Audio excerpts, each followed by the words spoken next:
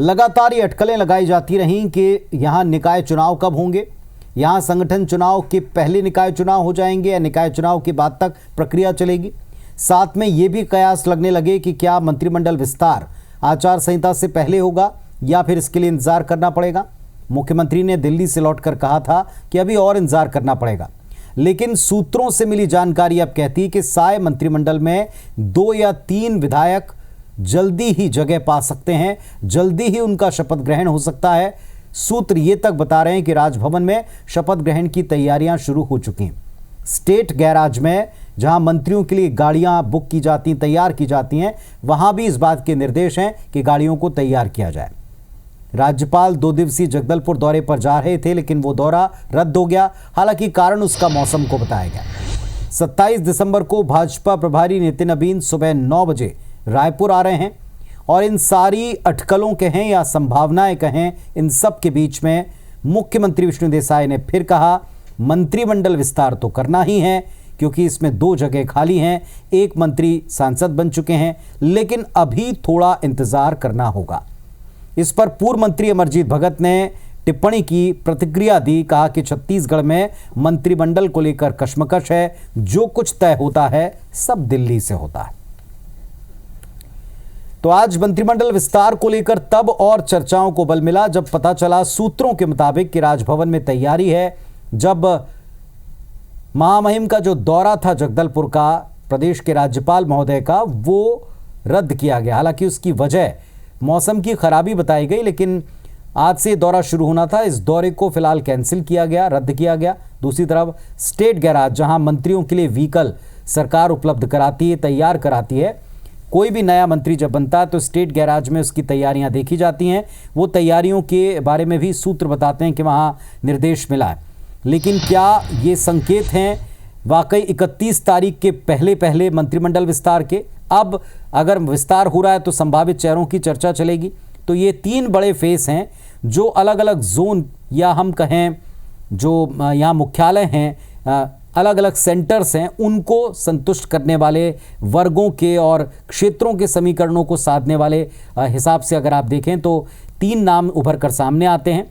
यहाँ इसमें अमर अग्रवाल साहब का नाम है। तीनों एक तो वरिष्ठ नेता हैं, तीनों बीजेपी के वरिष्ठ नेताओं को मंत्री बनाए जाने की पहले भी चर्चा थी और आज भी सूत्र इसी तरफ इशारा कर रहे हैं।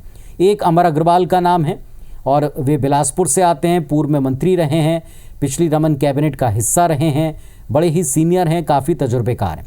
दूसरे गजेंद्र यादव साहब, इनके नाम की चर्चा भी जोरों पर चल रही है और मौजूदा रायपुर संभाग से कौन होगा इस बात को लेकर कई अटकलें हैं। एक नाम हालांकि इसमें और भी है जो आते हैं एक सवर्ण से और रायपुर क्षेत्र से आते हैं, लेकिन फिलहाल नाम गजेंद्र यादव का आगे बताया जा रहा है। इसके अलावा किरण सिंहदेव, पार्टी के जो प्रदेश अध्यक्ष हैं, उनको भी मंत्री बनाए जाने की चर्चा है। अब अगर किरण सिंहदेव मंत्री बनते हैं तो उनकी जगह कौन पार्टी संभालेगा, इसे लेकर भी चर्चाओं के दौर चल पड़े। सरकार के मंच पर हमने आपको बताया भी था वो 3 नाम कौन से हैं जो अगर किरण सिंहदेव मंत्री बनाए जाते हैं, मंत्रिमंडल का हिस्सा बनते हैं, तो इनको मौका मिल सकता है, पार्टी की कमान मिल सकती है। तो इसके बारे में भी आपको हमने कल सरकार में दिखाया था, आज फिर हम दिखाने का प्रयास करेंगे वो चेहरे जो संभावित तौर के ऊपर किरण सिंहदेव के मंत्री बन जाने के बाद अध्यक्ष बनेंगे।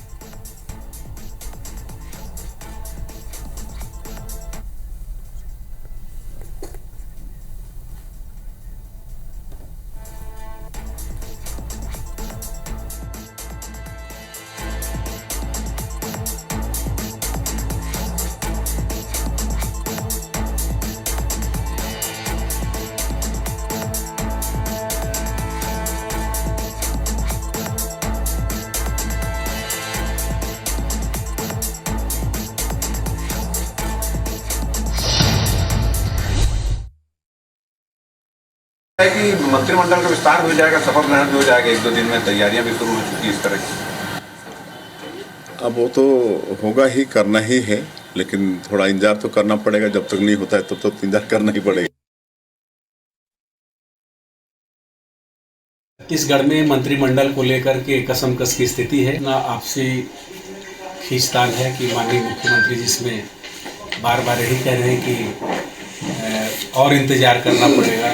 दोनों का क्या होगा, जो लोग कोट पैंट सूट वगैरह बनवा करके तैयार बैठे हैं, तारीख के ऊपर तारीख बढ़ाने से उनकी जो है जो इम्तिहान की जो घड़ी कट नहीं रही है। तो कांग्रेस पार्टी के जो वरिष्ठ नेता हैं, पूर्व मंत्री हैं, वो इस वक्त दरअसल इस पूरे चीज के ऊपर चुटकी ले रहे हैं। कह रहे हैं कि साल भर हो गया, मंत्रिमंडल में 2 जगह खाली पड़ी हैं, तीसरी जगह और बृजमोहन अग्रवाल के सांसद बन जाने के बाद खाली हुई, लेकिन यहाँ संघर्ष की स्थिति कांग्रेस पार्टी बताती, कहती कि आजकल जो कुछ भी तय होता वो सब कुछ दिल्ली के इशारे पर होता, दिल्ली से ही तय होता। अब कल जबकि एक बड़े पदाधिकारी आ रहे हैं, तो क्या उनके आने के बाद स्थिति स्पष्ट हो पाएगी? जो तैयारी के कयास लगाए जा रहे हैं, सूत्र बता रहे हैं, क्या वो सच होकर सामने आएंगे आधिकारिक तौर पर? ये कुछ घंटों में स्पष्ट हो जाने वाला।